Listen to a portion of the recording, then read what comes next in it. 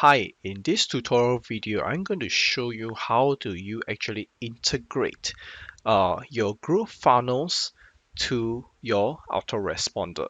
So first of all, we need to set our autoresponder. Go to the top right here, go to My Integration, okay, and click on the Add button.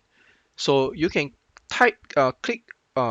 you can choose from the different autoresponder that has been set up here, all right, and for example, go to MailChimp, give it a name, and then key in the API key that is generated from your autoresponder and put it in here. Hit on the update button and hit on add, and you're good to go.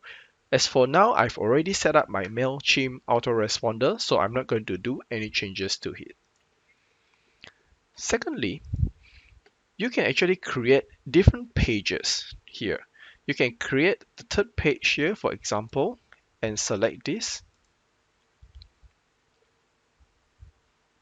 Okay, and these are all the different pages, and I'll show it to you why you want to do this in a moment. So I'm going to show you how you're going to add the button and the fill out form right here. You're going to go to the elements, scroll all the way down, go to the MailChimp. All right, depending on what is the integration that you have created, all you need to do is click, drag, and drop it. There you go. Okay. Now, and there is a setting you need to set to this particular block. Click on the subscribe button. Okay. And you will see that you can actually change the button text here. Now, do not do any changes right now because I tested when you change the word, you can't actually send it over to the integration of your autoresponder, right? What you need to do next instead, when you click on the subscribe button, you'll see there's an arrow pointing up. Click on it once, and then you can configure this whole element, this whole particular element.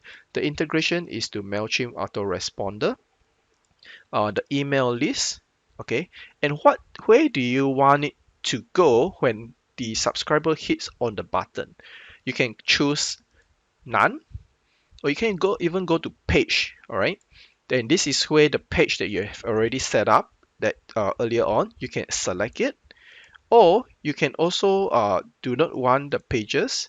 You can go to block or URL. For example, I've set up a PayPal payment, and I can create a PayPal link, and when they hit the subscribe button, it points to that particular PayPal for payment, or even a pop-up. All right, so you can choose. After that, hit on the update, hit on the save, and wait for the green pop-up.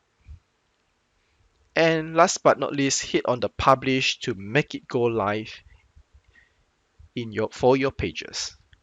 And hope this tutorial shows you how pretty easy at the moment Groovefunnels is able to capture just the email element, the email data. I believe they are working on getting a lot more data to be collected. Thank you.